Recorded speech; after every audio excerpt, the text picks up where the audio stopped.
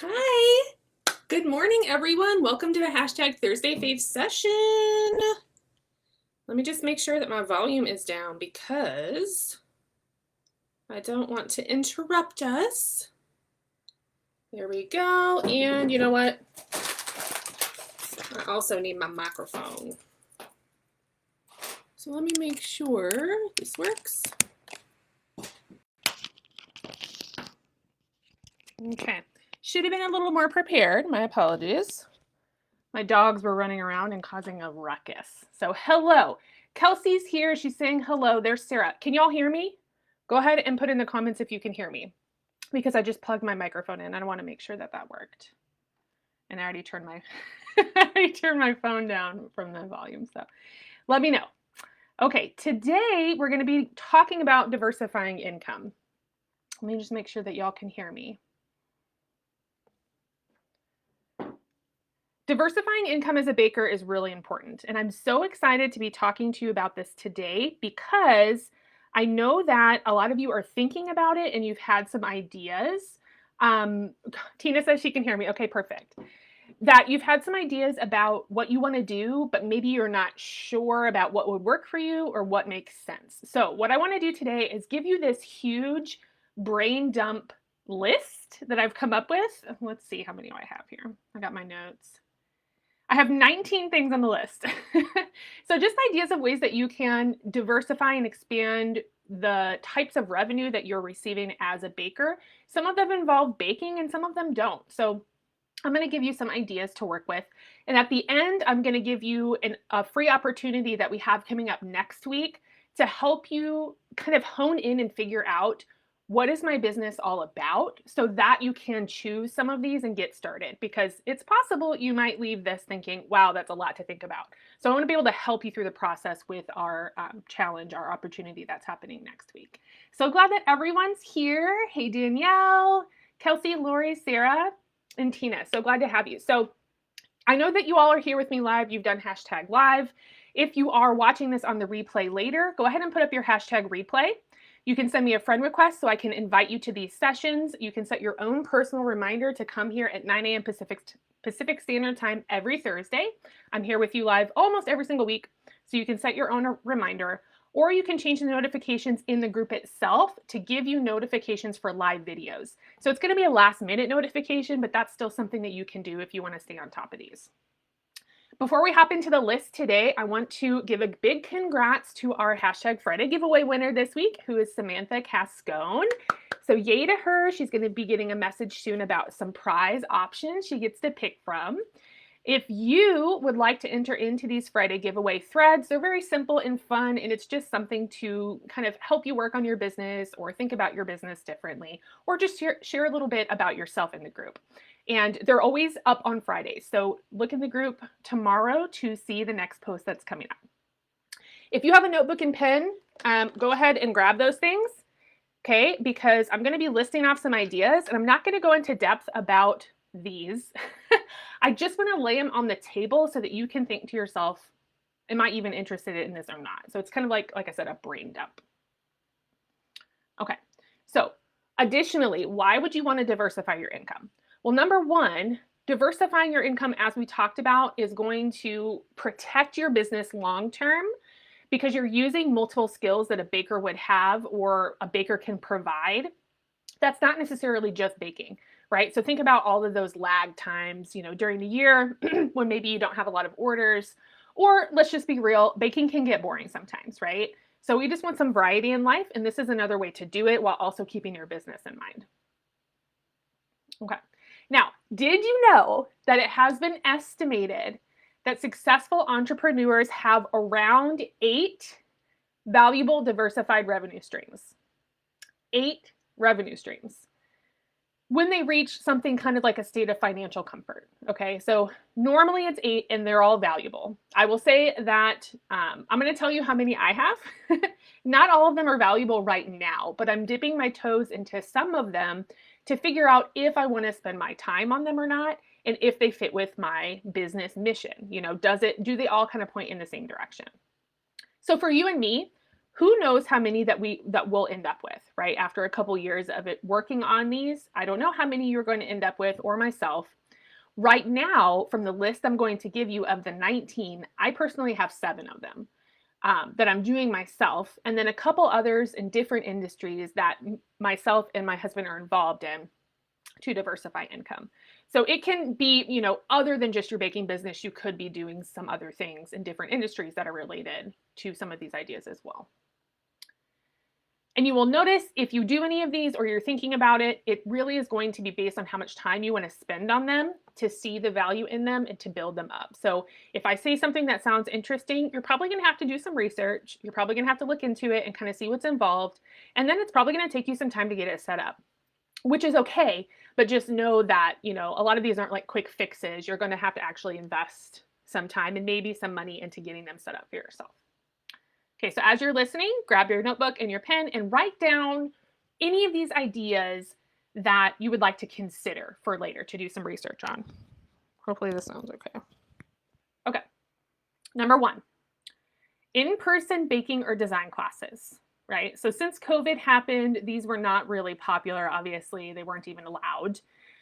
But this is something we can start thinking about again because things are changing. People are getting vaccinated. The infection numbers are going down, at least here in the US right now.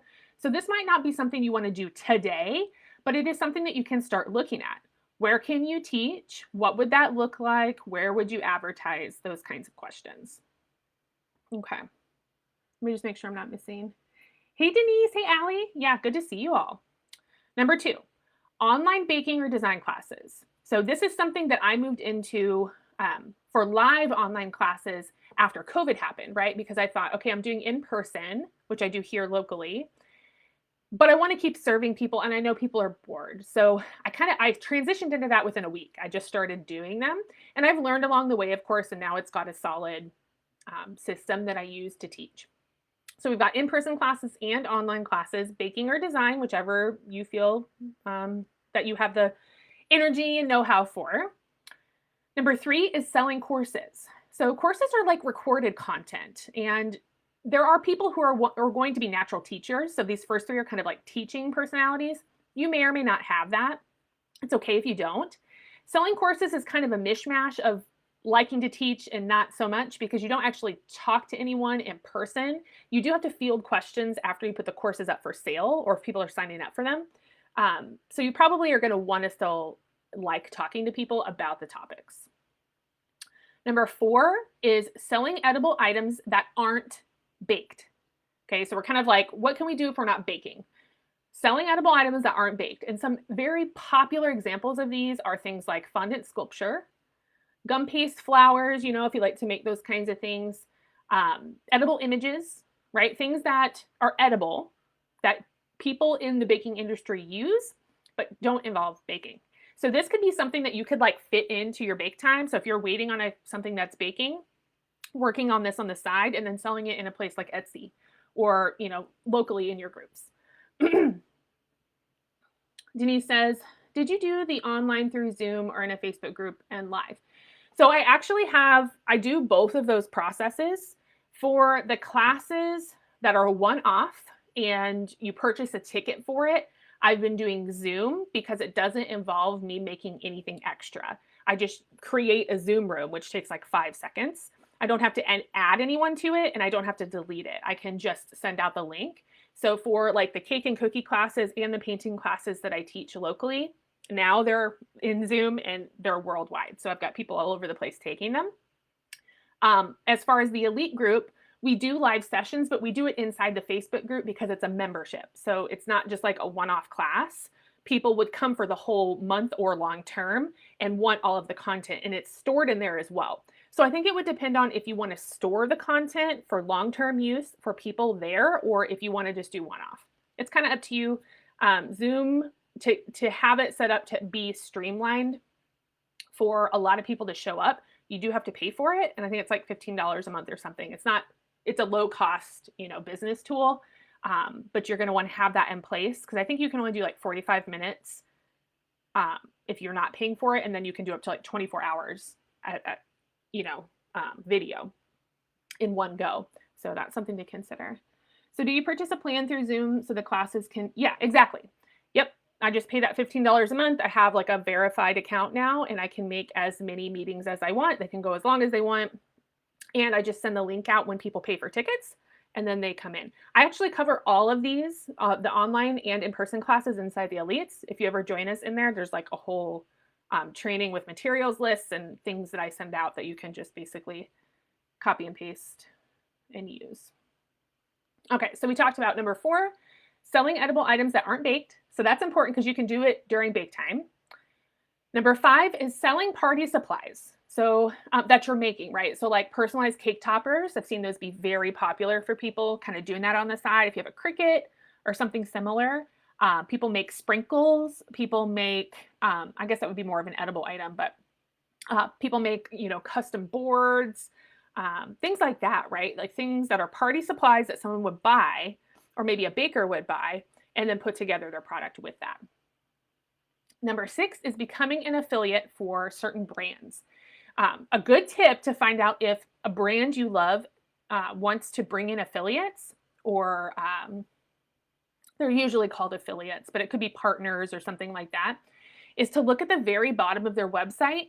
And almost always there'll be a link down there that says something like become an affiliate or become a partner or work with us or something like that. You can click on it and it'll give you a description of what they want from you. And normally that means you share information and links for that business, wherever that is, on your Facebook page, on your Instagram, like wherever. And then if someone purchases that product or uses that service through the link that you shared, you get some kind of kickback. So that could be a discount on your own service. That could be money. It could be gift cards. However, they have their affiliate program set up. So that's something that you can consider getting into. I'm an affiliate for a number of businesses because I use them myself. They gave me the opportunity and I know people who want to use it too. So it's a very easy, like natural thing to do. And one of them is an example is Amazon. I will say overall, Amazon is probably going to bring you in the least amount of revenue because they don't really need affiliates anymore. They're already literally the most, the CEO is like the richest person in the world. So that's probably not where I would start if I were you, but if you're already an Amazon affiliate, you kind of know what I'm talking about.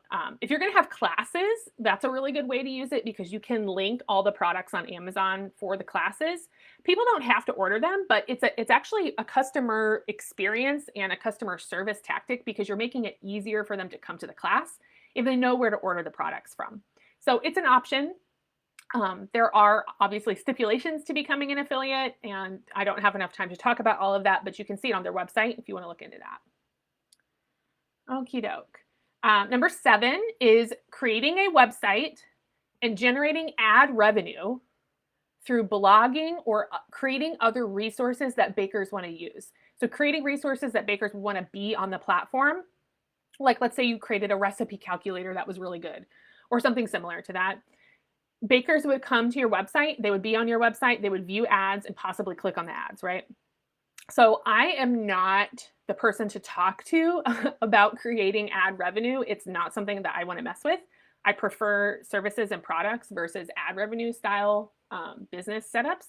But I do know a few people who do this. And I do have one really good friend who is a full-time blogger and she makes an income, full-time income doing that. So I know it's possible. It just takes a lot of work that's not common for bakers to get into. So if you think you're kind of techie and you're into writing and things like that and blogging and SEO and that kind of stuff, this could be a good option for you. Number 8 is creating recipes to sell. I know this is popular and it's kind of like a hot and cold environment. So you have people who love to buy recipes and then you have people who think, why would I ever buy a recipe? You're either in one group or the other. But it's a thing. And so if you have a recipe that you really like and you want to perfect it and you want to sell it, that's an option.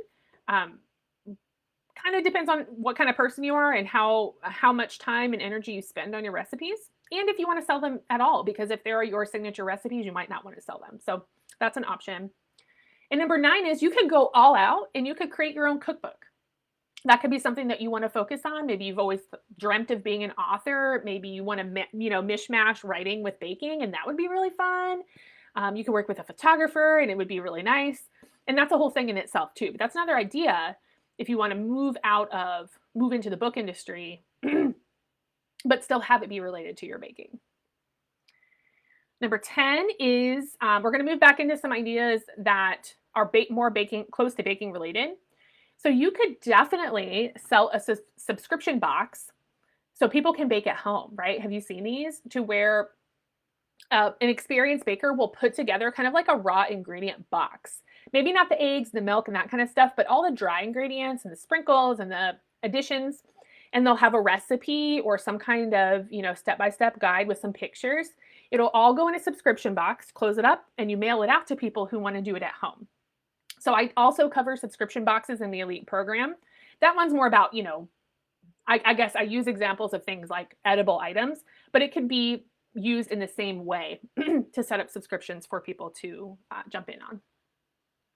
And you can start all of these ideas really locally to you, right? Like you don't have to be sending to New Zealand and Antarctica and all these places, right? Like you can just be local and you could see who's interested and you could try that out. Number 11 is selling bulk baking items that are packaged into smaller amounts. You might see this commonly at things like Amish stores, bulk bin stores, things like that.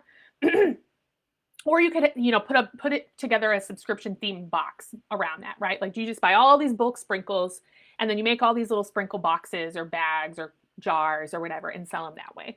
So usually the way that works is you buy it at a lower cost because it's bulk, and then you make money as you sell the smaller products. Number 12, this is going to be for someone with a storefront. So you can rent out space inside of your storefront, depending on what it looks like and how big it is, as something like an art gallery or an event area, right? Or even like a sales booth area. You can find people who vibe with you, who kind of meet the same direction and criteria of your business, and then you can sell them little spaces or commission-based or whatever inside your store and make income that way. Number 13, you can, and this is also for storefront owners who have commercial licenses, you could consider renting out your commercial space to other bakers or people who want to use it. So, after hours or during, the slow part of the afternoon, whenever you feel like someone could get in there and kind of use the space while you're doing something else, that is a very fast and easy way to kind of generate some income quickly, because people tend to pay quite a bit to rent commercial space. So that's something to think about. Number 14 is an investment diversification, and that would be to save profits from your business. I would suggest, starting between 5 and 10% or something like that. And when I talk about my pricing strategy, I do mention that there should be some kind of business profit growth percentage in there, and you could use that for this. So you could take those profits and invest them, right? So you're investing the profits from your business, and then you're generating either dividend income, interest income, whatever the investment type of income is off that money. Then so you're essentially just making money off your money, which is one of the safest ways to make money. Number 15 is create wearable items for the baking industry, which you've probably seen. It's getting pretty popular. Things like t-shirts, hats, shoes. I've seen people like hand paint shoes with KitchenAid mixers, and then shirts that say things like, Cookie Boss and stuff like that. I've dabbled in that a little bit. I have a little shop of my own, but it's not where my heart is. So I think I'm going to leave the shop up and, show y'all some of the designs sometimes, but I'm not going to push that really hard. But that is a very accessible option for someone who maybe has Canva, and you go on Teespring and you create your shop, and it's like a drop and ship kind of thing, kind of where you design the product and then they order through that other website.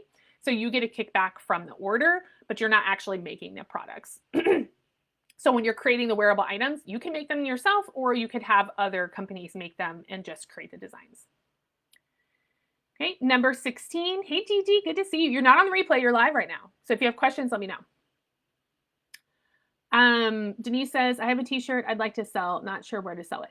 Yeah, so there are a number of those companies like Teespring. There's a few, and I'm just mentioning that one because that's where my shop is, but I'm not in love with the website. So you can maybe Google like what to say, like best t-shirt designing website or best site to sell my t-shirt on, or something like that into Google. And then usually you'll see like 2021's best lists that bloggers have put out. And you can go through and click through those and kind of see which one feels best for you. Because usually on those sites, it's more than just t-shirts. Like they'll have bags and pants and other things. So you might actually start seeing products that you want your design on as well as the shirt. So that's something to consider too. I have made it myself. Oh, okay. If you've made it yourself, then, I mean, you could be posting locally about it. You could find bakers groups on Facebook that allow posts like that. So in this group particularly, we don't allow promotional for-profit posts unless it's been verified by me and you're an approved vendor, because I don't want anyone buying products from people that I've not spoken to, because I want this to be a safe space, and I trust you, but we would have to talk about it and set that approved vendor thing up. But there are other groups for bakers that I believe don't really have those kinds of rules. Like I think there are a couple, I can't remember their names right now, but I think there are a couple you could post in. So that might be a place to start. Okay. Number 16 is creating packaging, stickers, or things like that for bakers. So if you have a really good packaging idea, if you go into like Avery or Vistaprint or whatever, and you want to make a design for stickers, you could sell the design, whatever it is, right? You can do like some digital work that bakers could print or use later for their packaging and sell that as well. Number 17 is creating apps that help bakers. I'm not an app person, but there are plenty of apps out there that you've probably seen. Some of the more popular ones, right, are like Cake Boss and their online apps, Bake Diary and things like that. If that's your kind of thing, you could jump in and make an app that you feel like there's a market gap for that would be necessary or useful for bakers. Number 18 is creating a podcast for bakers. So do you like to tell stories? Do you like to talk? Do you like to be funny? Do you want to interview people? Podcasting is getting really huge right now. I'm interested in creating a podcast, but I think I'm going to wait for my 5-year-old to get into school because that's a lot and I need to be alone and quiet to do the podcast. But that is something that you could jump into too. There's lots of different podcasts that people are interested in. I know it's not baking related, but I hear that a lot of bakers like to listen to like murder mysteries and things like that. So, there's room for everyone. And number 19, another thing this might be something you can jump into right away if you're kind of a crafty person, is making tools for bakers, right? So a lot of bakers, you're in these groups. Do you make scribes? Do you make turntables by hand? Do you make cookie cutters, right? Anything that a tool that a baker could use, that's a really kind of easy, simple way to ride in with another product offer that you're now selling to your peers rather than to your clients. So that's just another example of diversifying who you're selling to and what you're making. You're welcome, Denise. Yes, absolutely. Okay, so that's my list for right now. 19, brain dump, ideas on diversifying your income as a baker. So after hearing all these ideas, I would love to know, share in the comments ways that you have diversified your income as a baker if I didn't list it off here, because I'm sure it's a big wide world and y'all got your fingers in different pots. So tell us, how have you diversified your income so we can create a big list for everyone to look at and ponder. I would love that. I think people would find that really useful. If you're an elite member, pop over into our private group soon. I think the post is going up at around 10:30, so like in about an hour, because I'm going to be posting something extra about the list that I just shared over there, and I want you to see it. So if you're an elite, go over to the elite group. Now, I'm imagining that your brain might be spinning right now, like thinking about all these options. Oh my gosh, I want to do this and this and this, and what can I do? How can I do it? And I will say that the point of this live was to show you possibilities, but not to confuse you. So if you're confused, I want to invite you to what we have going on next week, because I think it could help you. So if you're having trouble deciding, or you're not really sure what would make sense for you, or what would be the best choice for you, if you want to try diversifying your income, it's possible that you may need to create or update a mission statement. And I don't know how many people here have one. If you have a mission statement, go ahead and let me know. Yeah, I have one in the comments. If you don't, let me know. No, I don't have one. I can just get a feel for who's got what you have going on. So it's possible you might need to create or update one of these so you can better sift through your information and know if it's right or not for you business-wise pretty much right away. The mission statement is a simple yet powerful sentence or paragraph. And the reason it's powerful is because you've done work to actually formulate it, which is what we're going to help you do next week. And this mission statement describes the main properties and direction of your business. Okay, it takes a little bit of thought of like, okay, what are the components here and how can I clearly and concisely make a message that rings true to what I'm doing and why I'm doing it.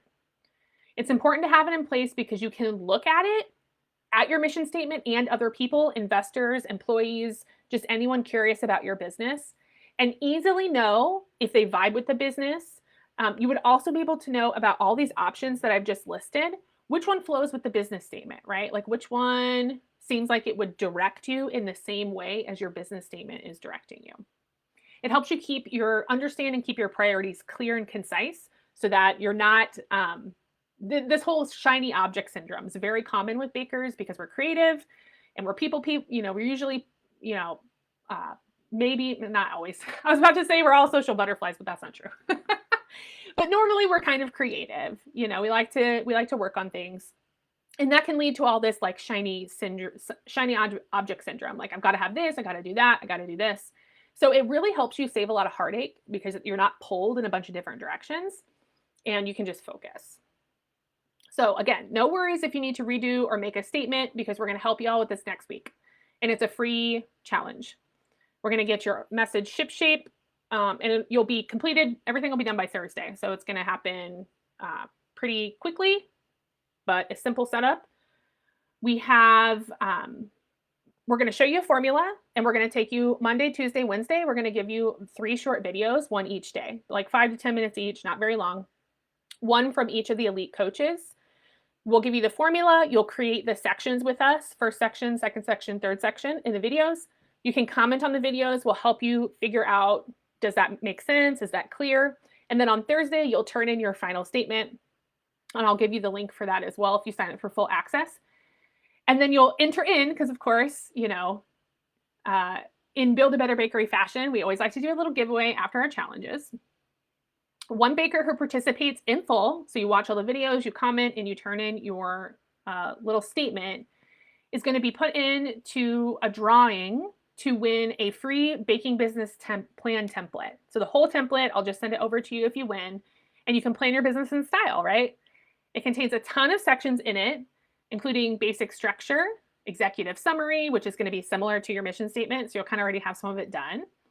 Routine, market research, networking, growth and objectives, and even financial planning's in there too. So it's a really good setup and it's made by a baker for a baker. So it's not like a weird businessy type thing that doesn't make sense for you. And it's currently valued at $47 in the shop. So you'll get that for free. I'll choose one person.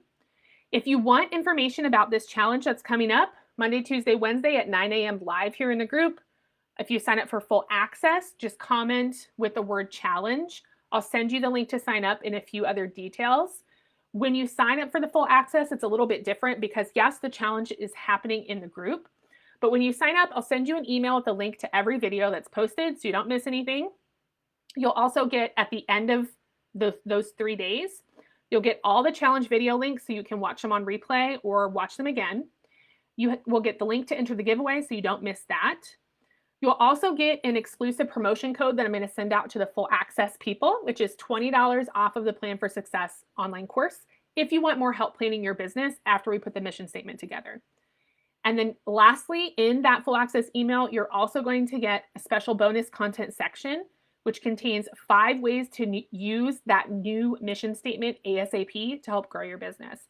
So instead of just making it and letting it sit there, I'm going to show you 5 ways that you can plaster it to the world to help people understand who you are, what you do, and how and why they should work with your business. Okay? Now that is all I have for today. So go ahead and comment with challenge if you want the link to get registered for that. Everything's free. It's here for y'all. It's here to help you build your business with a more simple and quick approach rather than kind of running around the bush and not being sure what to do. So let's see. That'll be starting on Monday. And then otherwise, I'll see you here in the group. Check for the hashtag Friday giveaway post tomorrow. And then I'll see you next Thursday for another Thursday Fave session. Okay? Hope you all have a good day. Stay safe out there and we'll talk soon. Bye.